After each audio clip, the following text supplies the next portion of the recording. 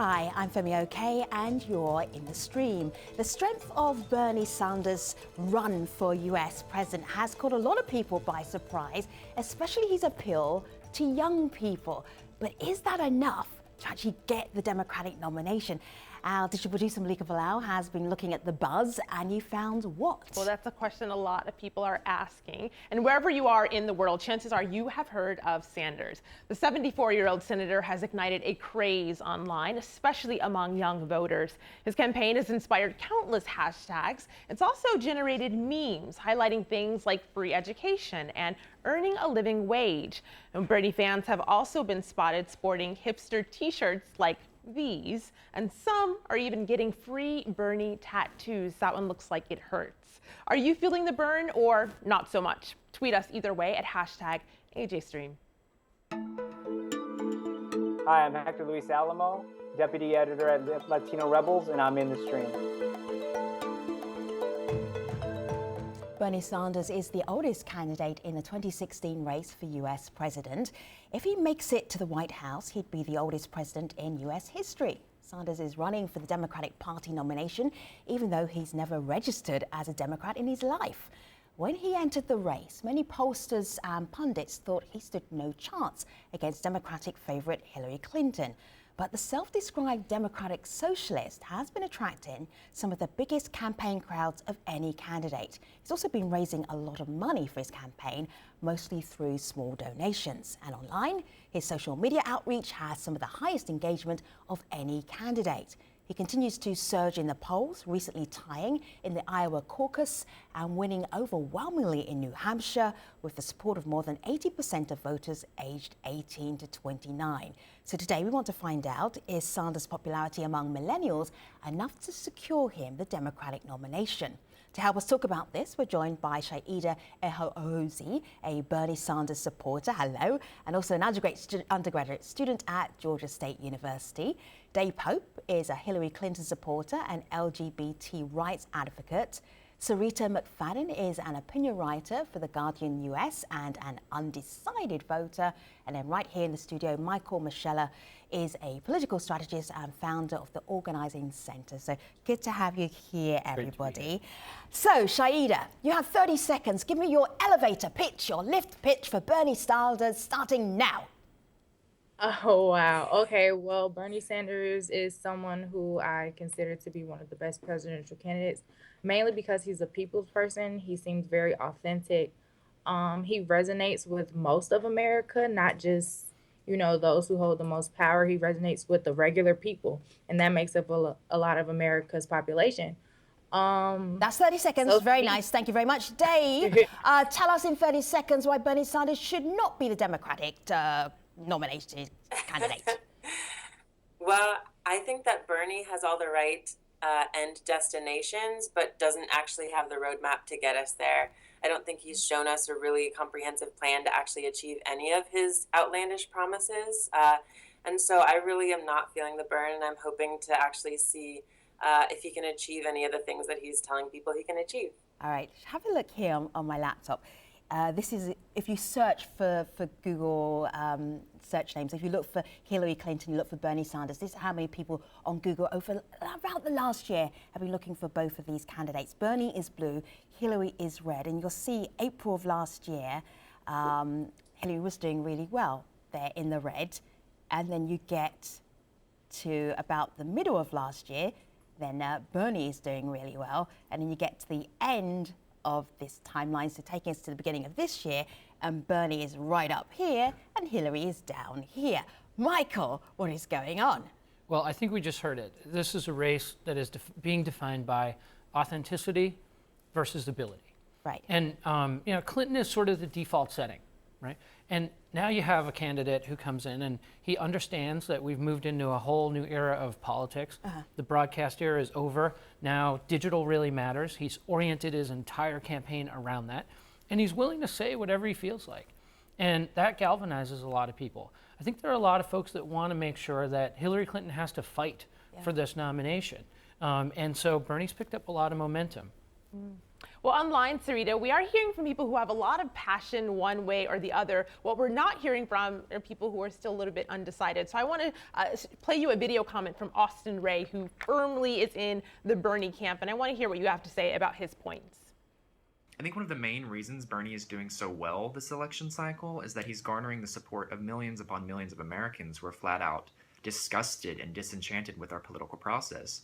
Bernie has been speaking about the same issues consistently since he's been elected to office. He wants to get rid of Citizens United, reinstate Glass-Steagall. He supported gay rights when it was entirely unpopular. He wants a Medicare for all system, a $15 minimum wage.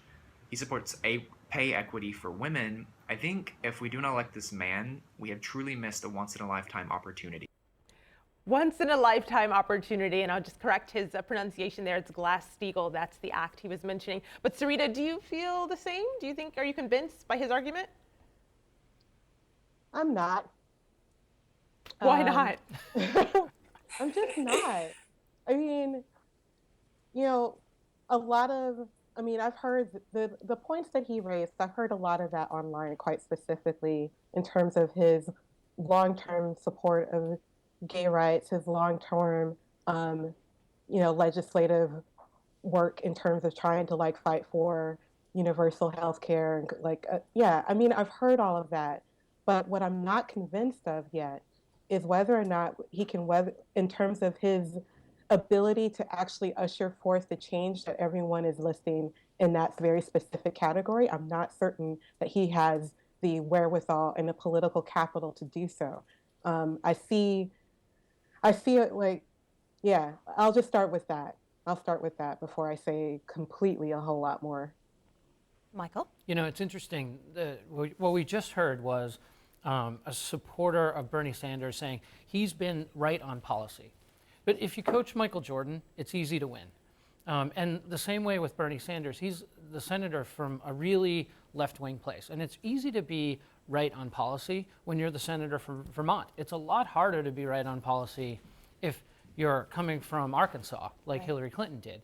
And and I think, Syreeta's is hearing that and saying, okay, great, but can you get this done in Texas?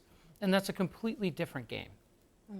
See, Shaidah, you mentioned all the reasons why you're a Bernie supporter. How are you then sharing that with other people? How are you showing your enthusiasm with other people? How are you telling them, this is who you should actually vote for? This is who you should put your vote behind?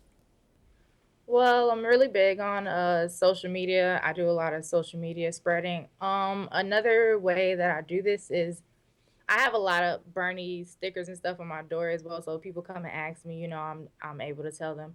But what I'm doing right now is I kind of have this event called Know Your Candidates where I want to bring voter awareness, but I'm also, pushing Bernie but not being too aggressive on people to go for Bernie. How are you pushing Bernie? See, Syreeta's not necessarily convinced. You're just going to give Syreeta a sticker and that's it?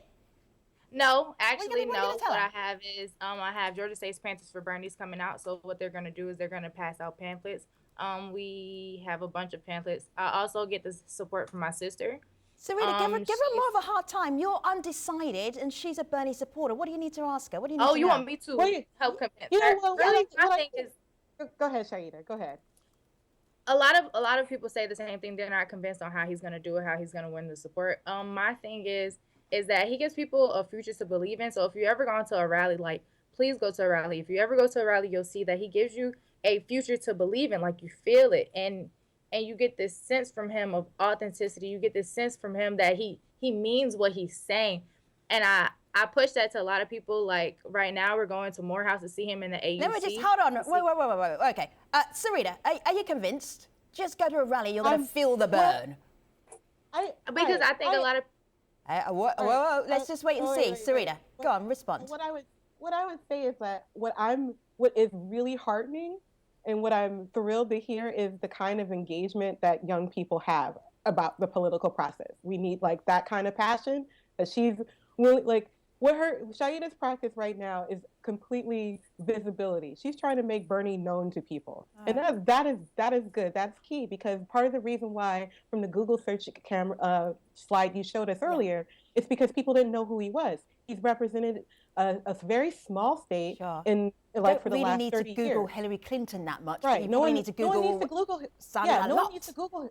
Yeah. No one needs to Google Hillary Clinton because Hillary Clinton's been part of the political process in the United States for the last 25 years. Right. We don't need to Google her. We know who she is. All right, but so no one knows who Bernie is. So that is heartening, but it still doesn't convince me anyway in terms of like in terms of the policy. I get the policy. I get that he's right on policy, and I can't like and those are things I care about. But I still have to question, given what I know about this particular gridlock Congress, how well he's going to be able to implement the policy that I would like to see manifest in the world. Look, this is a big deal. And if I can just go for it. Sorry, if I can just say something, I think that really explains the chart that you showed earlier. You know, searches for Bernie Sanders are going through the roof because no one's heard of him before. Hillary Clinton has been in the public eye for decades. You know, people not Googling her name doesn't necessarily mean that there aren't a lot of people that are excited to vote for her. But that doesn't really fit the media narrative. You know, I know so many young, especially women like myself, who are not only supporters of Hillary, but they're passionate and they're excited. And I think their excitement really isn't being captured by the media the same way that, you know, their awareness of Bernie's young supporters is. And that's a shame. One of the things that Bernie has done really well is bring people together and create community. And I think we just heard that, you know, here's the ask.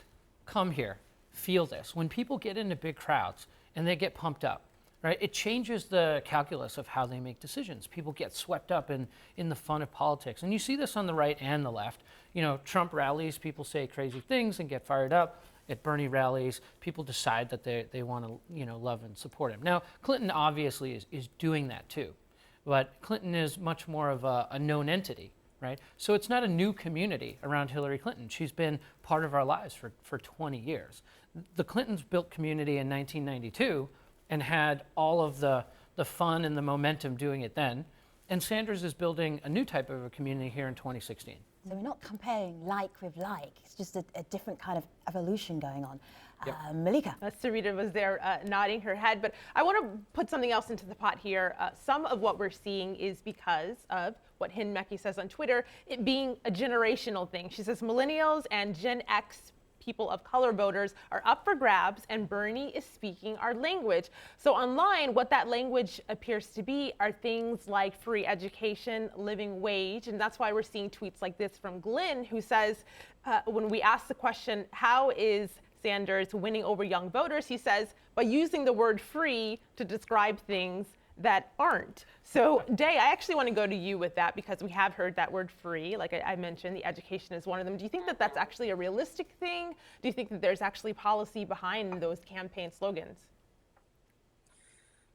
You know, I think there's a certain amount of policy behind those campaign slogans, but I do think they're oversimplified. I think they're made into sound bites that are really easy to digest. Free college, who can't get behind that, you know, who's on the left side. But I think when you look more in depth, you know, Hillary Clinton actually has a plan for how we can achieve debt-free college, how you can have free community colleges. She has a plan, she has numbers, she has a way to achieve it in this economy. And Bernie, unfortunately, in my opinion, doesn't have that plan. He has, you know, a really great policy proposal in theory, and then when you ask, okay, how are we going to achieve this, there's no substance.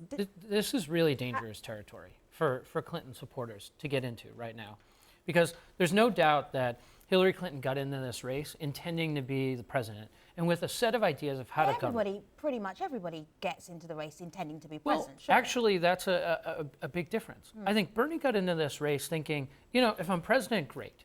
But really what I want to do is create a movement around a set of values. And that doesn't mean you've necessarily fleshed out all of the ideas of how you're going to run the country. But what Clinton supporters can't do is say, no, nay say, he can't get it done. That's not going to galvanize any undecided voter to think, well, Clinton's the go-to person. What Clinton supporters do need to do is paint the picture and the vision of what the country's going to be like. Now, this gets to a really important point about the gap in people in their 20s who really love Bernie and people in their 30s and 40s who love Clinton. Those older voters remember the Clinton years. They remember balanced budgets. They remember really high economic growth. The younger voters in their 20s remember an economy collapsing, and they hear Bernie Sanders talking about Wall Street's at fault, I want to hold them accountable, and so do they.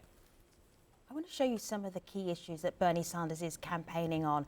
I'm just going to scoot down here and have a look at some of them. Income and wealth inequality, creating decent paying jobs, fighting for women's rights, Medicare for all, improving the rural economy, real family values. Daye, I mean, this also sounds like a Clinton campaign. What's the difference between the two candidates? Well, I think that, as they've said in debates, if you've been watching the Democratic debates, they have a lot of the same policies to offer. Yeah. They have a lot of the same opinions. I think it's really about style versus substance. It's about, who has a real plan to achieve those policy proposals. I mean, if you look at their platforms, they're almost identical. It's really interesting how there's so much debate going on between them right now, since they want a lot of the same things, but the way they're going to go about achieving those things is different. And I personally think that Hillary Clinton, knows how government works more and is able to put forth an organization that could actually achieve those policy proposals. What do you make, Michael, of the campaign inside the Bernie Sanders campaign? What do you feel that's creating the buzz? Yeah, well, what Bernie Sanders understands better than maybe any candidate in history is that the way people make up their mind in politics has completely shifted, even in the last 10 years since Barack Obama first got into the presidential race. Right. It's now the case that TV ads don't change people's minds. What happens is communities and friends and excitement and momentum is what gets people behind a candidate. And what the Sanders campaign has done is orient their entire effort around that. They don't have a political staff. Right. They don't have a fundraising staff. What they have is a lot of people going out and telling people why they care. All right. And that's created buzz. Let me just show you something. This is what our colleagues over at AJ Plus put together, and they went to find Bernie's youth squad, and this is what they told AJ Plus. I decided that, no matter what, I'm going to go, I'm going to rent a car, I'm going to drive to Iowa, I'm going to do whatever I can to try to make him win. It's a grassroots movement. You have volunteers coming from all around, knocking door to door. We worked hard. We knocked on doors in the cities, in the farms. We went farm to farm talking to people. I can say I personally got a few people out for Bernie, maybe 10, maybe 20, maybe 30. And I was calling. And we've got so many volunteers. I know the Hillary office just doesn't have the volunteer network that we have. So you see all that excitement there, Shaidah, but online there are still obstacles, some people say, and one of them, this is the biggest one people talk to us about, is winning the minority vote. This is Akash who says winning that non-white vote and winning establishment support in the face of sold to special interests of the Clintons is one of the obstacles Bernie still has. We also got a video comment from someone who says something along the same lines. This is Marcus. Have a listen. The problem with Bernie Sanders is that he's never been elected by a diverse electorate. He's never had to be in tune with the needs of minorities. He's never had to answer to them as a constituency. That's why he's down 50 points in the polls. He doesn't understand what black people want. He doesn't understand what minorities go through on a day-to-day basis. He thinks that he can solve everything by breaking up the big banks, and it's just not true. If you break up the big banks, black people are still going to experience racism. He doesn't understand that, and that's why he can't win. So I will correct the 50 points in the polls because those numbers are inaccurate. I could see Michael smiling there when he heard that. But I want you to pick up on the other points, Shaidah, he made about minority voters. So I think one thing that is the difference between Bernie Sanders and Hillary Clinton is a lot of African Americans, minorities, but a lot of African Americans in general have this belief that Hillary Clinton is going to be like Bill Clinton. A lot of African Americans believe Hillary Clinton is like, the second to the first black president, because she was married to Bill. And people consider Bill to be one of the black presidents because they feel like he's done so much for the black community. I would have to disagree. I would say if you look at Bernie's stance on economics, we are one of the most disenfranchised people in this country. We suffer through economics as well, though. People want to focus solely on race as if that's the only black issue. That's not it. We are systematically, institutionally discriminated against. And when it comes down to economics, Bernie hits that point very well. Bernie hits on the fact that, we need to fix the wealth inequality gap. That's something that affects us. People want directly just race. They don't understand class. Class is something big within the black community. We don't really exist in that middle class lifestyle that you think about. That's not really for us. So when you hear somebody talk about well, we're going to break up the big banks. That's actually important to us. And that's actually important when you hear somebody say, oh, we're going to, you know, stop the 1% from being so big and spreading down wealth to the bottom 90%. That's important to us. A lot of people don't realize that. They're so stuck on, oh, race. I want him to say this X, Y, Z about race, but they don't look at his policies. And also, another thing Shaidah, there's no reason why you should have to actually speak for all of black people in America anyway, or all black people should speak for all other black people in America. I mean, that's make me assume that everybody who has any tinge of brown or black in their skin is going to vote the same way, which is ridiculous. Michael, what do you want to add? Well, you know, in the last debate, we heard Hillary Clinton gear a lot of her talk about, you know, to minority voters in Nevada, whether it's Latino populations or South Carolina, black populations, the next states coming up. Here's what's really interesting.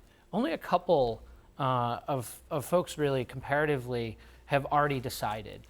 In 2 weeks, we're going to go and have a huge chunk of the population go and vote on Super Tuesday, right? About a fourth of the delegates will be decided. Yeah. Now, in those states, we're going to see states like Alabama, Georgia, Tennessee, and Texas vote. And the Democratic votes in those states are half African Americans. Hillary Clinton has right now a huge advantage in the overall African American vote because of the legacy of what the Clintons have done in those communities. And there's a ton of trust. Bernie Sanders is going to have to do something and talk maybe not just about wealth redistribution, but about race in America too. So we have an international audience that's watching. I want to show you a little clip here. This was from a couple of weeks ago. Swedish people watching a Democratic debate with Bernie Sanders and Hillary Clinton. This was their reactions. They were watching Bernie Sanders speak. Have a look here. What we need to do is create millions of jobs by rebuilding our crumbling infrastructure, raise the minimum wage to $15 an hour, and make every public college and university in this country tuition free. Yes, that's right. Is he a Swede or what? I'm not sure this is going to work for him because people around the world are not necessarily going to be voting for the next, or at all voting for the next Democratic nominee. But I was just thinking, Syreeta, foreign policy is really important, or is it to you as a potential voter? And where does Bernie fit into that? Yeah, I've been surprisingly disappointed with Bernie Sanders' answers on foreign policy because they are actually, as a voter that crosses many intersections, this is extremely important to me. As is the domestic agenda in terms of trying to achieve some sort of parity with, you know, in terms of income distribution. But there's something Shaidah said before that I really want to speak to, and I feel that the Sanders campaign has not effectively communicated that message to Black American voters, to lay people, to folks who are not in college but like working class Black Americans. Is the legacy of the first Clinton administration, which unfortunately I don't think is fair to measure Hillary Clinton's potential presidency to or potential her as a candidate to that. However, what we do know is that in terms of the Black community's attitude about the Clintons, that goes back to the 90s, and looking at 25 years later in terms of its impact, there's a conversation we need to have. Syreeta, you don't sound like you're a Bernie fan. I mean, you said you're undecided, but I don't feel like you'd even potentially vote for him. Well, I'm not a Bernie. I don't know if I'm a Bernie fan, but I'm not even sure if I'm a Clinton fan, to be honest. Well, you only have two options right now if you're going to Democratic. Nothing else is going to happen here. To me, it's my struggle because I feel like the Clinton administration, you know, in terms of if I made you decide, what would you decide? You can't make me to decide. Right. I have to work on it. Right. Because what I do appreciate about all right, Syreeta and Daye and Shaidah and Michael, we'll come back to you. Malika, what do you have? I'll end with this tweet from Kadsika, who says, I'm not sure if Bernie Sanders is able to make most of the reforms as president, but he sparked a change of thinking.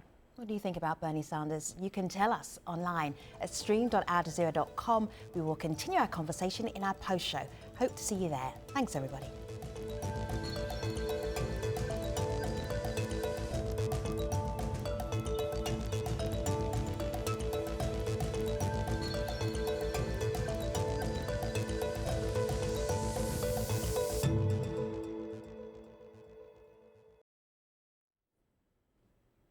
Hello, welcome to the Streams Online Post Show. We've been talking about the popularity of Bernie Sanders among young Americans in the Democratic Party and whether or not it's enough to win him the nomination for president. So far, Daye, Bernie Sanders has come very close to Hillary Clinton in the Iowa caucus and then beat her in New Hampshire, but it's really early days yet. Foreign policy, is that his Achilles heel, do you think? Is that his greatest weakness, Daye? I think it's definitely one of his greatest weaknesses. You know, I like Bernie. I like the policies that he talks about when he talks about the economy. But when we get to foreign policy, he really doesn't have experience to speak to, and he really doesn't seem to speak competently about, you know, the issues that are facing our country abroad. And Hillary Clinton, of course, was our Secretary of State. She has intense experience in foreign policy. Do you want to give us an example of where you also feel that Bernie Sanders didn't speak competently about an international issue?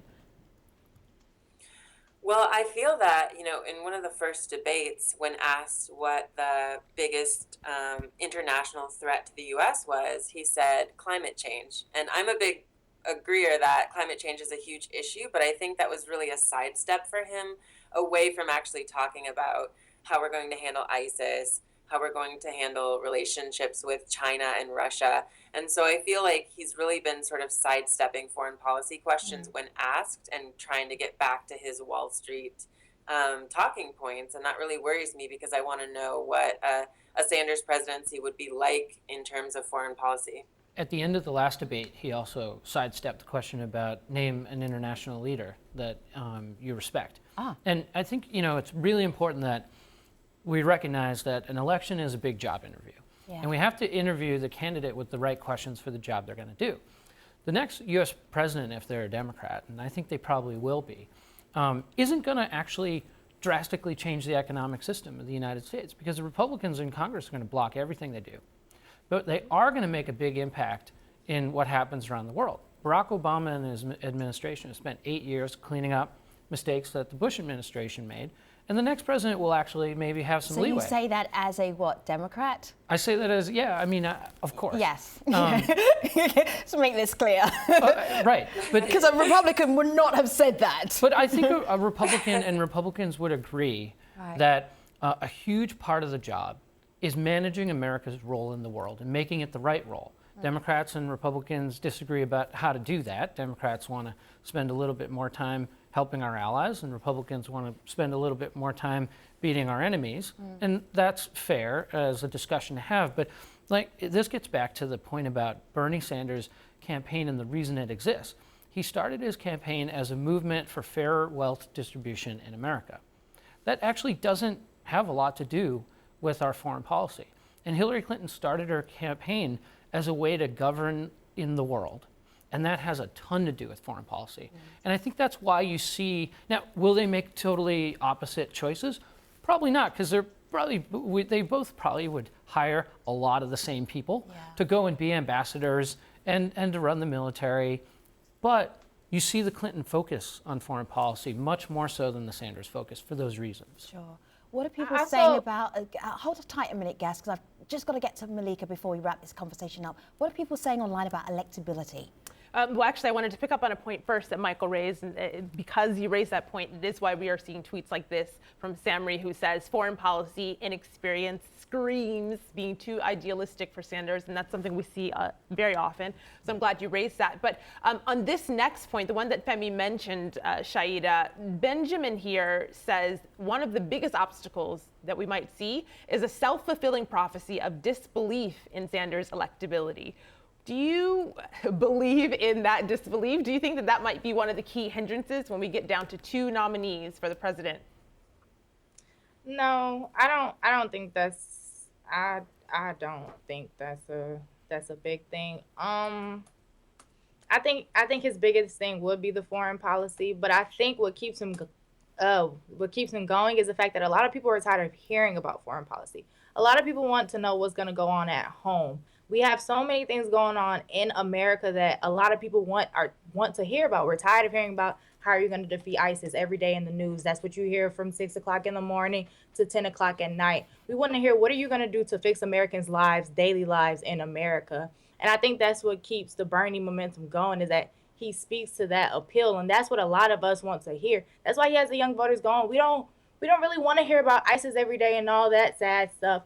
When we want to hear about how are you going to help the child poverty, or how are you going to fix the wage gap, things that are going to affect us like at home every day, things that affect us all the time. Interesting. So All right, so guess, I'm going to get you to call it now. Who is going to get the Democratic nomination? Michael. Remember, this is not a direct democracy. Yes. This is a delegate fight. Yes. And even though I was Bernie, just expecting a name, Michael, because we're at the end of the show. Hillary Clinton's the heavy favorite. All right. Yep. Shaidah? Not who you want to, who's going to get it? I still say Bernie. Daye? And I think with the young vote. Daye, who's going to get the nomination? I think it will be Hillary, but I think it'll be hard fought. Yeah. Syreeta, I'm not even asking you what you're going to vote, but who do you think will get the nomination? That's a different question. I think it's going to be bloody. And I could be wrong. I think we're all wrong. I feel like it's just too soon. It's just too soon. I don't have enough information, but I feel like I'll say Hillary for now, but I don't know if I believe my answer. I'm amazed I actually got you to answer anything. Result! Okay. Good luck with that decision process. Thank you very much, guests, for being part of this. We're doing punditry, really, but really interesting to hear what you're thinking at this stage in the Democratic nomination race. Thank you very much for being on the stream today. Take care, everybody.